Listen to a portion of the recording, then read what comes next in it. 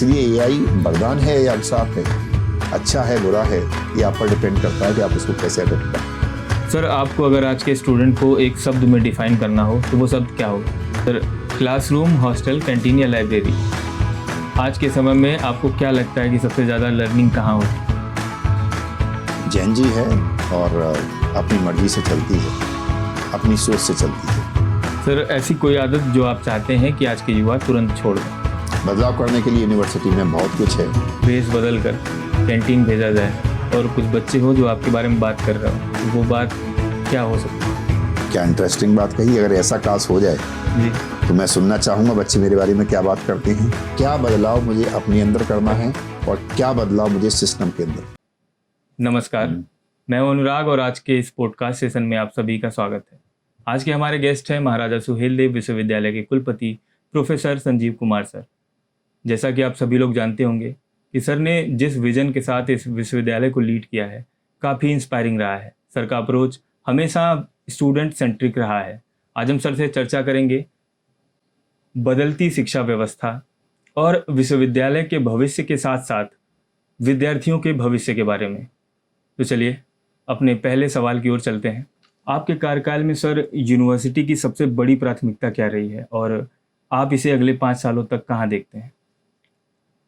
देखिए, यूनिवर्सिटी की जब प्राथमिकता की बात आती है तो ये स्वाभाविक है कि जब विश्वविद्यालय का नाम आता है तो एक शिक्षा के, उच्चतम शिक्षा के एक ऐसे संस्थान का नाम आता है जहाँ पर मिलने वाली शिक्षा एक अधिकतम शिक्षा होती है। चाहे वो शोध की बात करें, चाहे किसी उपाधि के रूप में बात करें, इसके बाद कोई स्थान रह नहीं जाता जहाँ पर शिक्षा ग्रहण की जाए। और एक विश्वविद्यालय की जब बात आती है तो उसके लिए ज़रूरी है कि वह शिक्षा और शोध का एक ऐसा केंद्र स्थापित हो जिसको कि जिस क्षेत्र में, जिस देश में वो हो, उस देश के अग्रणी संस्थानों में गिना जाए। मेरी भी कहीं ना कहीं ऐसी ही इच्छा है कि महाराजा सुहेलदेव विश्वविद्यालय आने वाले समय में सिर्फ आजमगढ़ क्षेत्र में ही नहीं, यूपी ही नहीं, इस पूरे देश और आसपास के एरिया में एक ऐसा स्थान स्थापित करे जो कि उच्च शिक्षा और शोध के लिए जाना जाए। सर, यूनिवर्सिटी की पुरानी परंपराओं को ध्यान में रखते हुए आज के आधुनिक स्किल्स और टेक्नोलॉजी को पाठ्यक्रम में जोड़ना कितना चुनौतीपूर्ण रहा है? चुनौतीपूर्ण नहीं कह सकते इसको। ये तो आपको सोचना है कि आप विश्वविद्यालय के पाठ्यक्रम में क्या शामिल करना चाहते हैं। जी, ये बात कन्फर्म है कि आने वाली टेक्नोलॉजी के साथ अगर हमने अपने आप को समावेश करके नहीं चले, उस टेक्नोलॉजी को हमने अपने छात्रों को नहीं सिखाया, नहीं समझाया, तो आप ये मान के चलिए जिस तेज़ी से ये दुनिया बदल रही है, देश बदल रहा है, विदेश बदल रहा है, पूरा ग्लोब बदल रहा है, जी, हम लोग पिछड़ जाएंगे। इसलिए बहुत सारे उदाहरण आपके सामने हैं जहां बहुत सारी कंपनियां ऐसी थीं जो किसी ज़माने में बहुत अच्छी प्रोडक्शन थी, उनकी बहुत अच्छी इमेज थी, लेकिन वो शायद टेक्नोलॉजी नहीं बदल पाए, समय के साथ नहीं चल पाए और वो लोग पिछड़ते गए और वो कंपनियां जाकर के बंद हो गई। यही स्थिति संस्थान के साथ होती है। यदि आप बच्चे को लेटेस्ट एनवायरनमेंट नहीं दे रहे हैं तो आप ये मान करके चलिए आपका बच्चा पिछड़ जाएगा। ये ठीक है कि किसी ज़माने में चौक डस्टर पे पढ़ाया जाता था, जी, अब स्मार्ट बोर्ड पे पढ़ाया जाता है। आने वाले समय में एआई पढ़ाएगा। अगर आप बदलते रहेंगे तो अच्छा होगा, आपका छात्र भी बदलता रहेगा, नई चीज़ों से परिचित होगा। अदरवाइज ट्रेडिशनल चीज़ें बहुत ज़्यादा लंबे समय तक नहीं चल पाती हैं। सर, आप एआई को क्लासरूम्स के लिए खतरा मानते हैं या फिर अवसर? कोई भी चीज़ खतरा या अवसर आप पर डिपेंड करता है, आप उसे प्रयोग कैसे कर रहे हैं। जी, हम लोग जब छोटे थे तो तब टेक्नोलॉजी की बात कम होती थी, साइंस की बात बहुत होती थी और एक निबंध बड़ा कॉमन तरीके से आता था। अब नहीं आता, अब जमाना बदल गया। जी, विज्ञान अभिशाप या वरदान। उसके बाद फिर जमाना बदला, फिर दौर आया जब 90 के आसपास का दौर आया, जब कंप्यूटर बिल्कुल काफ़ी हद तक पॉपुलर हो चुका था। जगह जगह कंप्यूटर के संस्थान खुल चुके थे जो कि बेसिक फंडामेंटल और प्रोग्रामिंग लैंग्वेज की जानकारी दे रहे थे। उस कंप्यूटर को देखने के बाद लगा कि ये कंप्यूटर जो है जॉब खा जाएगा, क्योंकि लोगों के दिमाग में था कि एक एक कंप्यूटर 10-10 आदमी का काम कर सकता है। आप लोग तो शायद जितने भी जो बच्चे बैठे हुए हैं उनका जन्म भी नहीं हुआ होगा तब, लेकिन तब ऐसी ही एक रूमर उड़ी। बैंकों में जब कंप्यूटर लागू किया गया तो लोगों ने हड़ताल कर दी, बैंक के कर्मचारियों ने स्ट्राइक कर दी, क्योंकि उनके दिमाग में था कि ये कंप्यूटर हमारी नौकरी खा जाएगा। जी। किसी बैंक कर्मचारी की नौकरी नहीं गई, आपने उसे वरदान मान करके इसको अडॉप्ट किया, वो एक अच्छा साबित हुआ। जो एक क्रांति का दौर 1985 से 90 के बीच में जो इंट्रोडक्शन हुआ इंफॉर्मेशन टेक्नोलॉजी का आपके यहाँ, उसी की शायद बदौलत है कि हिंदुस्तान में बहुत सारे फील्ड में तरक्की की, लेकिन आईटी की फील्ड में बहुत बड़ी तरक्की की। अगर हमने उस जमाने में कंप्यूटर को अभिशाप मान लिया होता जी। तो आज हम कहीं पिछड़ गए होते। यही स्थिति एआई की है। एआई का प्रयोग आप कैसे कर रहे हैं इस पर डिपेंड करता है। अगर आप ये सोचते हैं कि मैं एक असाइनमेंट जो टीचर ने दिया है बना करके एआई से बना करके सबमिट कर दूं, तो ये ठीक है, आपका असाइनमेंट तो सबमिट हो जाएगा, आप कुछ नहीं सीख पाओगे। आपको एक आर्टिकल लिखना है, एआई आपका आर्टिकल लिख देगा, आपको बेसिक आइडियाज देने हैं, लेकिन आप क्या सीख पाओगे? कुछ नहीं सीख पाओगे। इसी तरह से जब मशीन लर्निंग की बात होती है तो कोई भी मशीन आपने डेवलप की, उसको ट्रेंड कर दिया आपने। अब ट्रेंड कर दिया, ये तो आपके हाथ में ना कि ट्रेनिंग आप कौन से डायरेक्शन की दे रहे हैं, पॉजिटिव दे रहे हैं या नेगेटिव दे रहे हैं। ठीक वही एटम है जो कि और भी पॉजिटिव कामों में आता है, और वही एटम है जो कि बम बनाने के भी काम आता है। डिपेंड आप पर करता है। एआई एक अच्छी चीज है, सबको सीखनी चाहिए, आनी भी चाहिए, और एआई का प्रयोग हमें कुछ एक अच्छे कामों के लिए, किसी को अपना पीपीटी तैयार करना है, मटेरियल उसके पास है, पीपीटी उसने एक तैयार की, उसके बाद एआई से उसको मॉडिफाई किया, अच्छी चीज है, ये अच्छी चीज है। लेकिन पूरी पीपीटी ही आपने एआई से बना डाली तो क्या होगा कि जब एआई बनाता है तो एआई के पास अपना तो कुछ है नहीं, एआई के पास जो डेटाबेस है उसी डेटाबेस से उठा करके चीजों को तैयार करता है। तो हो सकता है कि महाराजा सुहेलदेव विश्वविद्यालय की पीपीटी बना रहे हों और बैकग्राउंड में इलाहाबाद यूनिवर्सिटी की फिगर चल रही है। ऐसा बहुत बार होता है। ये ऐसा कुछ दिन पहले ही हुआ है। कुछ छात्र प्रदर्शन करने आए थे सुहेलदेव में, 2-3 थे, ज्यादा नहीं थे, और वो जो विश्वविद्यालय की फोटो दिखा रहे थे वो एक नामचीन विश्वविद्यालय की फोटो गलती से उसमें आ गई, क्योंकि वो एआई से बना हुआ पोस्टर था। बस यही एक छोटा अंतर हमको समझना है। इसलिए एआई वरदान है या अभिशाप है, अच्छा है बुरा है, ये आप पर डिपेंड करता है कि आप उसको कैसे अडॉप्ट कर रहे हैं। सर, आजकल जॉब मार्केट जो है बहुत तेजी से बदल रही है। विश्वविद्यालय का पाठ्यक्रम क्या स्टूडेंट को जॉब के लिए, मतलब इंडस्ट्री के लिए तैयार करने में कितना सक्षम है? देखिए, विश्वविद्यालय में 2 तरीके पेपर पढ़ाए जाते हैं। एक पेपर होते हैं जो कि बेसिक इंफॉर्मेशन के लिए बहुत जरूरी है, और एक इन पेपर वो होते हैं जो कि आज के परिवेश को देखते हुए बहुत जरूरी होते हैं। जी। इसीलिए आप देखिए कि जो बच्चे लोग पीछे बैठे हुए हैं, ये देखते होंगे कि जब ये सेकेंड ईयर में आते हैं, 3rd सेमेस्टर में आते हैं, तो इनके यहाँ ऑप्शनल पेपर का एक चलन बढ़ता है। देखा होगा आपने बच्चों, ऑप्शनल पेपर, पीजी कर रहे होंगे तो ऑप्शनल है, कोई 2 ऑप्शनल ले लीजिए। बात आती है ऑप्शनल पेपर क्यों होते हैं। फिर एक ऑप्शनल की एक सूची दे दी जाती है आपको, उस सूची में सारे लेटेस्ट पेपर होते हैं, और उस ऑप्शनल पेपर की जो सूची होती है उसमें विश्वविद्यालय की जो बोर्ड ऑफ स्टडीज है उसकी लिबर्टी है कि वो उसमें कितने ही पेपर का समावेश कर सकती है। मान के चलिए 2 ऑप्शनल छांटने हैं तो हो सकता है वो 10 ऑप्शन दे आपको जी। और ये लिबर्टी होती है बीओएस की कि वो मान के चलिए 2 नए पेपर इंट्रोड्यूस हो गए पॉलिटिकल साइंस में, इकोनॉमिक्स में, वो दोनों नए पेपर को शामिल कर सकते हैं, और शामिल करने के बाद अब ये टीचर पर डिपेंड करेगा कि वो नए वाले पेपर को पढ़ाए। नए पेपर को पढ़ाएगा तो छात्र भी फेमिलियर होंगे नए पेपर से। तो इसीलिए विश्वविद्यालय तैयार रहता है कोई भी नए परिवर्तन के लिए। मैं एक छोटा उदाहरण आपको ऐसे दे सकता हूं कि मैथमेटिक्स में एक पेपर था मैट्रिक्स अलजेब्रा जी। मैट्रिसेस कहते थे, जिन्होंने इंटर किया होगा उन्होंने मैट्रिक्स पढ़ी होगी, मैट्रिक्स एडिशन, मैट्रिक्स मल्टीप्लिकेशन पढ़ा होगा। 1970 के आसपास जाकर के मैट्रिक्स जब इंट्रोड्यूस हुई, मैट्रिक्स अलजेब्रा, तो ये पीजी क्लास में इंट्रोड्यूस हुई, और जब पीजी क्लास में इंट्रोड्यूस हुई मैट्रिक्स अलजेब्रा तो इसको पढ़ाने वाले टीचर नहीं थे, लेकिन आने वाले समय के लिए मैट्रिक्स अलजेब्रा बहुत जरूरी था, तो इम्प्लीमेंट हो गया। वो फिर पीजी में पढ़ाई जाने लगा। फिर कुछ दिनों के बाद वो इतना आसान लगने लग गया कि वो यूजी में पढ़ाई जाने लग गया। जी। फिर उसके बाद इतना आसान हो गया कि 90 का दौर आते आते वो सीबीएसई की इंटरमीडिएट की किताब में आ गया। मुझे नहीं पता, किसी ने मुझको अभी कुछ दिन पहले बताया कि अब तो 8th क्लास में मैट्रिक्स, एडिशन, मल्टीप्लिकेशन पढ़ा देते हैं। ये दौर है, इस दौर को हमको समझना होगा। इसीलिए छात्रों को, शिक्षकों को अपने आप को अपडेट करके रखना पड़ेगा। क्या लेटेस्ट चल रहा है उसकी जानकारी आपको होनी चाहिए। सर, छात्रों में रिसर्च और स्टार्टअप कल्चर को बढ़ाने के लिए विश्वविद्यालय क्या कदम उठा रहा है? अच्छा प्रश्न है आपका। मैंने जब ये विश्वविद्यालय ज्वाइन किया लगभग 1.5 साल पहले, तो मैं देखता था कि जो टीचर हैं, स्टूडेंट को तो रिसर्च से कोई मतलब था नहीं जी। और स्टार्टअप जैसी कोई चीज़ नहीं थी। जी।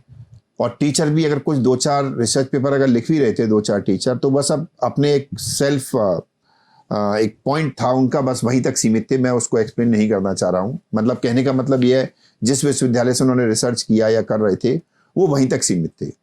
महाराजा सुहेलदेव विश्वविद्यालय के नाम पर ना कोई स्टार्टअप था, ना कोई पेटेंट था, ना कोई रिसर्च पब्लिकेशन था, ना कोई कॉन्फ्रेंस थी, ना कोई इवेंट था। मैंने इसीलिए आते ही आते यहाँ के टीचर्स जितने भी थे उनको मोटिवेट किया, उनसे कहा कि आप लोग रिसर्च करें, बच्चों को रिसर्च कराएं, आपस में रिसर्च करें, जी। इंटरडिसिप्लिनरी रिसर्च करें। और उसका एक रिजल्ट मुझे मिला, जो कि मैं उसके लिए धन्यवाद देना चाहता हूँ यहाँ के टीचर्स को भी और स्टूडेंट्स को भी, क्योंकि कहीं ना कहीं स्टूडेंट्स का भी सपोर्ट होता है एक रिसर्च आर्टिकल लिखने में। इन लोगों ने मिलकर के एक बहुत बड़ी संख्या का रिसर्च आर्टिकल लिखे, रिसर्च पेपर लिखे और अच्छे जर्नल में पब्लिश हुए। मुझे बड़ी खुशी होती है जब मेरे पास टीचर आके कहता है कि सर रिसेंटली मैंने 2 पेपर स्कोपस में निकाले हैं, Q1 Q2 में निकाले हैं। मुझे अंदर से इतनी खुशी होती है उन पेपर को देख करके, जब मैं देखता हूँ उस पर टीचर का नाम लिखा हुआ है। अभी रिसेंटली एक जूलॉजी में टीचर है डॉक्टर दिव्या और एक लड़का है Asif, if I am not wrong. दोनों मुझे पेपर दिखाने आए, 2 पेपर उनके पब्लिश हुए थे। मुझे उन दोनों के नाम देख के खुशी हुई, लेकिन उससे ज़्यादा मुझे खुशी इस बात की हुई उसके नीचे महाराजा सुहेलदेव विश्वविद्यालय का नाम लिखा हुआ था। सोचिए, स्कोप और SCI पब्लिकेशन मेरे यहाँ की फैकल्टी निकाल रही है। और जब बात स्टार्टअप की करते हैं तो स्टार्टअप करने के लिए बच्चे के लिए ज़रूरी है कि कोई ऐसा एक प्लेटफॉर्म आप उसको दें। विश्वविद्यालय के पास अपनी सेक्शन 8 की कंपनी होनी चाहिए, वो कुछ नहीं था। अब विश्वविद्यालय में सेक्शन 8 की एक पूरी कंपनी बनी हुई है। Shyama Prasad Mukherjee innovation incubation centre के नाम से एक सेंटर बना हुआ है, जिसको अभी मैंने पिछले कुछ दिन पहले से उसको थोड़ा और मॉडिफाई करने का काम दे दिया है। और वही इनोवेशन इंक्यूबेशन सेंटर 8 तारीख को एक जॉब फेयर भी यहाँ पर करा रहा है और 14 स्टार्टअप इनिशियली रजिस्टर्ड हुए, जिनमें से 6 स्टार्टअप बहुत अच्छे काम कर रहे हैं। तो ये एक बड़ी उपलब्धि है बच्चों की तरफ से। हालांकि उसमें इंटरनल एक्सटर्नल दोनों तरह के स्टार्टअप हैं, लेकिन बच्चों के लिए एक अच्छा प्लेटफॉर्म मिला विश्वविद्यालय में और बच्चे अच्छा स्टार्टअप तैयार करें, कुछ अच्छा मुकाम हासिल करें।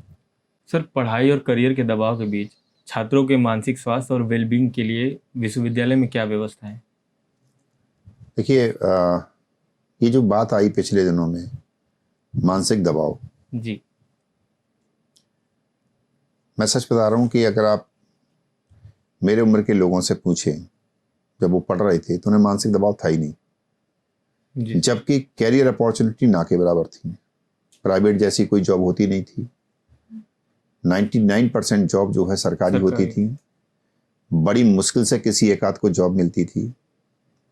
हॉस्टल में रहते थे और टाइम पास करने का कोई साधन नहीं था, लेकिन फिर भी मानसिक दबाव नहीं था।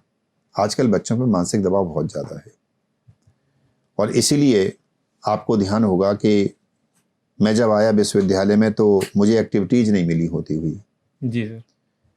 और ये मुझे पता था बच्चा आजकल बहुत जल्दी मेंटल प्रेशर में आता है, तो उसके मेंटल प्रेशर को रिलीज करने का जो तरीका है, मैं एक तरीका है जो अपने ऊपर अपनाता हूँ। ऐसा बस विश्व में कोई व्यक्ति नहीं है जिसको मानसिक तनाव ना होता हो।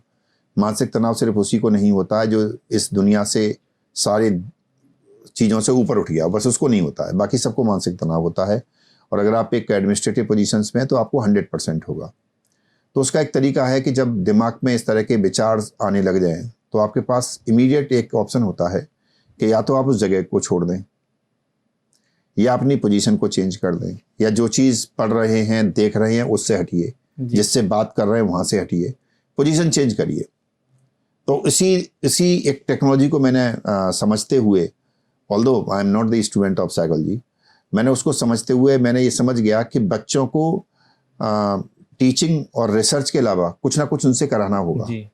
आप उनसे कल्चरल एक्टिविटीज़ कराइए, आप उनसे फोटोग्राफी कराइए जिसमें उनका शौक हो, आप उनसे स्पोर्ट्स करवाइए, जी। आप उनकी कोई ऐसी एक्टिविटीज़ करा दीजिए जो फील्ड में होती हो, खुले में बंद कमरे की नहीं, खुले की एक्टिविटीज़ करा दीजिए, है ना। आप बाद प्रतियोगिता करा दीजिए, जी। है ना। आप बहुत सारी इवेंट हम लोग कराते रहते हैं। अभी माँ बेटी सम्मेलन चल रहा है, नशा मुक्ति अभियान उससे पहले चला था, उससे पहले योगा चला था। आप हर कुछ दिन के बाद वीक में एक एक्टिविटी ऐसी चलाते रहिए। इससे क्या होता है कि ये जो जब आप उस एक्टिविटी में इन्वॉल्व होते हैं, चूंकि वो आपकी इंटरेस्ट की होती है, जी। आप ये तो नहीं करेंगे कि आपको क्रिकेट खेलना अच्छा लगता है और मैं आपको रंगोली बनाने पे लगा दूं, ये तो होगा नहीं। जी। आपको क्रिकेट अच्छा लगता है तो आप क्रिकेट भी जाएंगे ना। तो जो चीज अच्छी लगती है वो एक जो इससे पहले किसी चीज की टेंशन चल रही होती है उसके तारतम्य को तोड़ देती है। जी। अब आपने क्रिकेट खेला, बैडमिंटन खेला, बास्केटबॉल खेला, है ना, कबड्डी खेला, कुछ भी खेला, या आपको डांस अच्छा करने का शौक है तो आपने डांस किया। हमने एक म्यूजिक का रूम बना रखा है, आपको हारमोनियम, तबला, कुछ भी शौक है आपको। जब आप उस अपनी शौक की चीज में 1-1.5 घंटा लगाते हैं ना, तो वो जो एक अजीब सी टेंशन चल रही है उसकी सीक्वेंस टूटती है। जब आप उस सीक्वेंस को तोड़ लेते हैं तो उससे थोड़ी सी विजय पाना शुरू कर देते हैं आप। तो मैं सभी जितने भी मेरे प्रिय छात्र हैं, मैं शिक्षकों को भी यही राय देता हूँ कि ऐसा नहीं हो सकता कि आपको जो है मेंटल जो है एक टेंशन ना हो, तो होगी उसको रिलीज करने का तरीका यही है, दोस्तों के साथ बैठिए, जो काम अच्छा लगता है वो करिए। अगर आपको लगता है कि डांस कैसे करूं मैं, तो कुछ बात नहीं है, जिस कमरे में आप रहते हैं ना उस कमरे को एक दिन बंद करिए, ठीक, खुद से, और खुद कर लीजिए। जी सर। क्योंकि कोई देखने वाला नहीं है ना, तो जितना बेसुरा गाना गा लीजिए, जितना बेसुरा डांस करना कर लीजिए, लेकिन आपको मैं रिलैक्स बता रहा हूँ, उसको करने के बाद ना आप अपने आप को रिलैक्स महसूस करेंगे। जी सर। ठीक, अगर आपको कुछ नहीं मिल रहा ना, तो आज एक काम करिए, जैसे ही हल्का सा सूरज निकले सुबह की धूप में, आप एक काम करिए, दौड़िए भी मत, मैं दौड़ने की भी नहीं कह रहा हूँ आपसे, आप वॉक पे निकल जाइए, लंबी वॉक, मतलब हो 4-5 किलोमीटर की वॉक निकल जाइए। कान में ईयरफोन लगाना है लगा लीजिए, मैं वैसे अवॉइड करता हूँ, मना करता हूँ सबको। आइए, आप पाएंगे कि थोड़ा सा एक रिलैक्सेशन आपको मिलना शुरू हुआ। तो जो मोनोटोनिक स्थिति में आप आ जाते हैं, उससे निकलने का तरीका है, लोगों ने दोस्त कम बनाना शुरू कर दिए। जी, आजकल सब मोबाइल में सर, वही ऑनलाइन अच्छे दोस्त बनाइए। ठीक, ये मोबाइल पे जो दोस्ती के ऐप आती है ना, वो सिर्फ और सिर्फ आपको कर्णप्रिय हो सकते हैं, लेकिन आपके मस्तिष्क को प्रिय नहीं हो सकते। जी सर। ठीक सर, नेशनल एजुकेशन पॉलिसी लागू होने के बाद ग्राउंड लेवल पर क्लासरूम में क्या बदलाव है? क्लासरूम में बदलाव की जगह मैं दूसरे तरीके से कहूँगा कि एजुकेशन पॉलिसी, कई लोग कहते हैं कि अभी कमियां हैं, ये है। देखिए, मैं आपको एक बात क्लियर कर दूं, जब भी कोई ट्रांजिशन फेज में कोई चीज़ होती है तो मैं मानता हूं ट्रांजिशन फेज जो है अच्छा नहीं होता है। ठीक, ट्रांजिशन फेज किसी भी चीज़ का हो सकता है जी। ठीक, इसीलिए एनईपी कई साल ट्रांजिशन फेज में रही और कई सारे परिवर्तन भी इसमें बीच में करने पड़े सरकार को। लेकिन मंशा सरकार की क्या है, यह जो रिक्वायरमेंट है वो क्या है, वो मैं आपको बताता हूं। एनसीआर बेल्ट में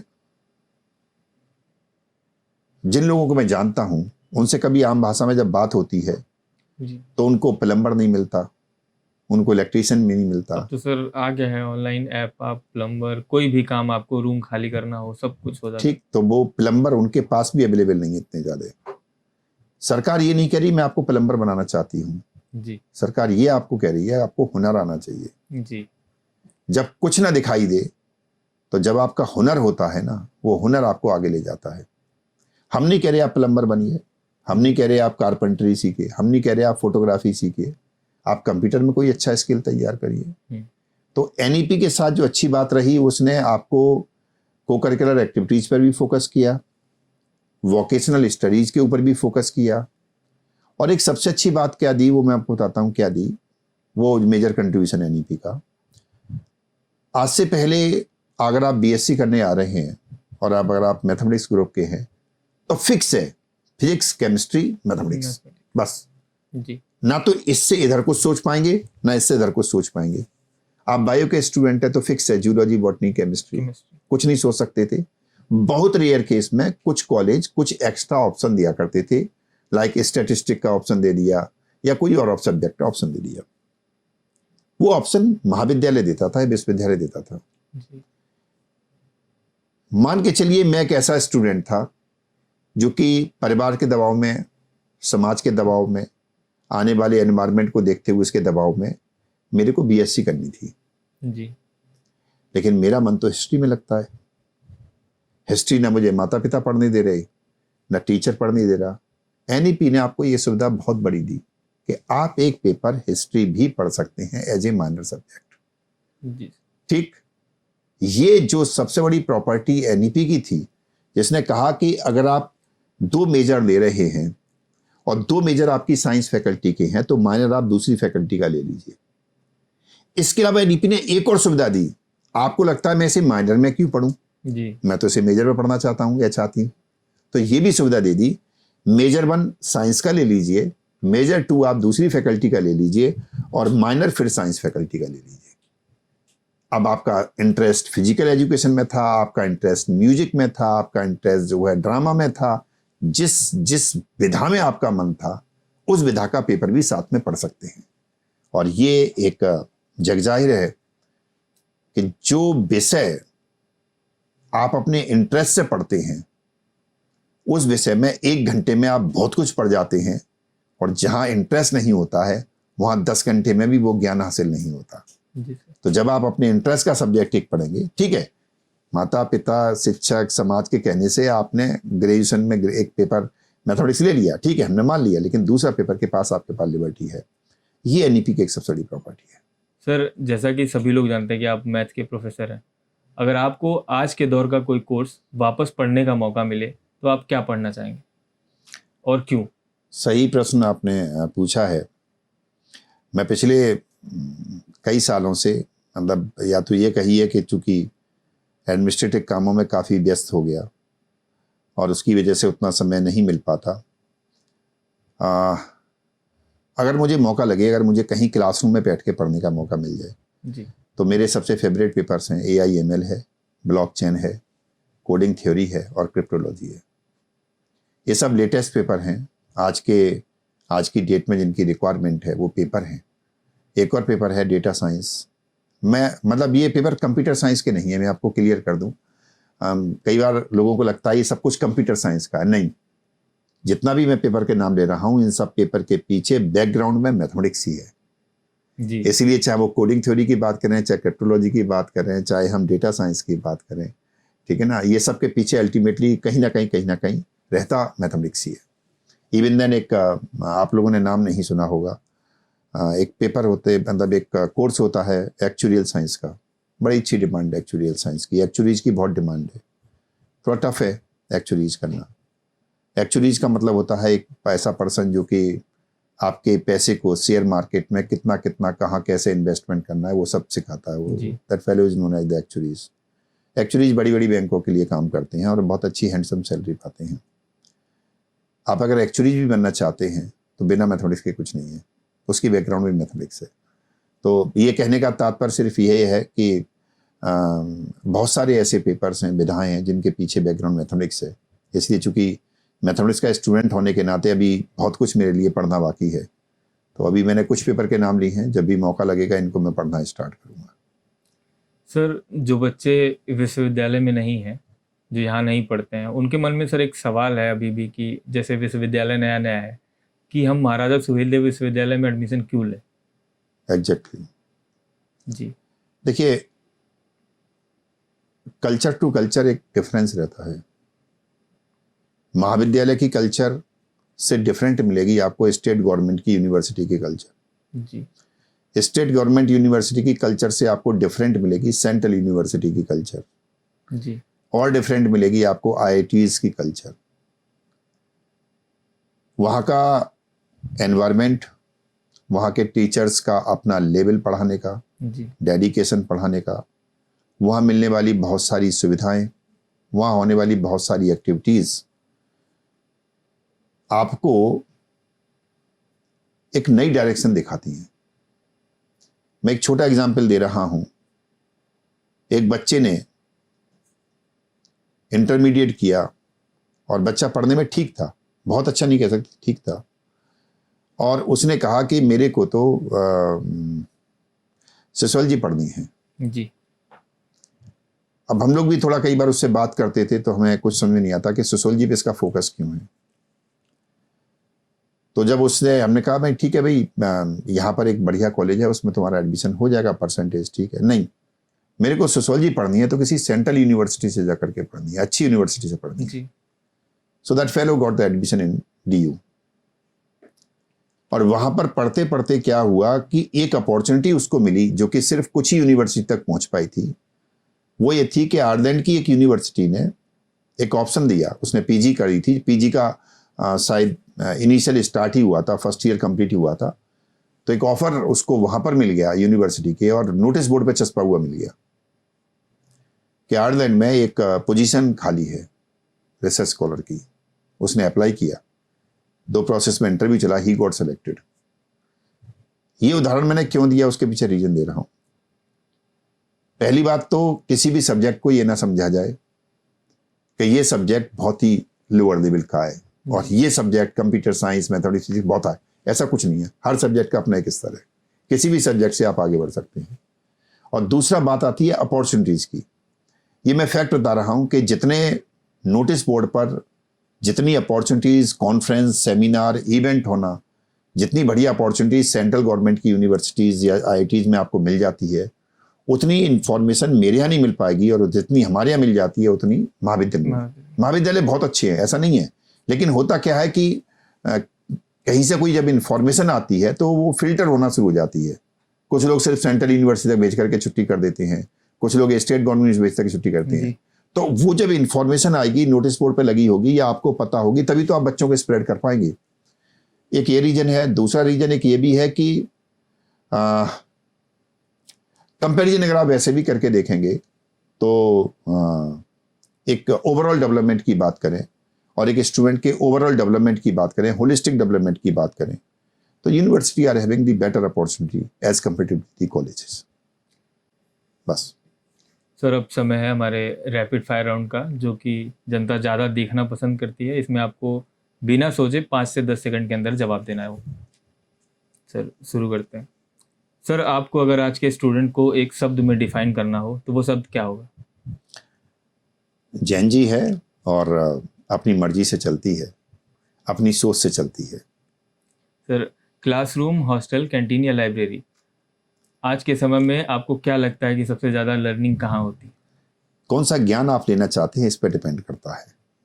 किताबी ज्ञान लेना चाहते हैं, क्लासरूम में मिलेगा, लाइब्रेरी में मिलेगा। लेकिन अगर व्यवहारिक ज्ञान लेना चाहते हैं तो वो कैंटीन में ही मिलेगा, वो कहीं और जगह नहीं मिलेगा।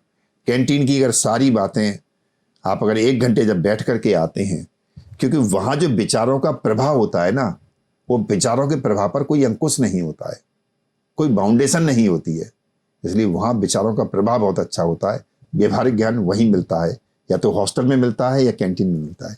सर, ऐसी कोई आदत जो आप चाहते हैं कि आज के युवा तुरंत छोड़ दें?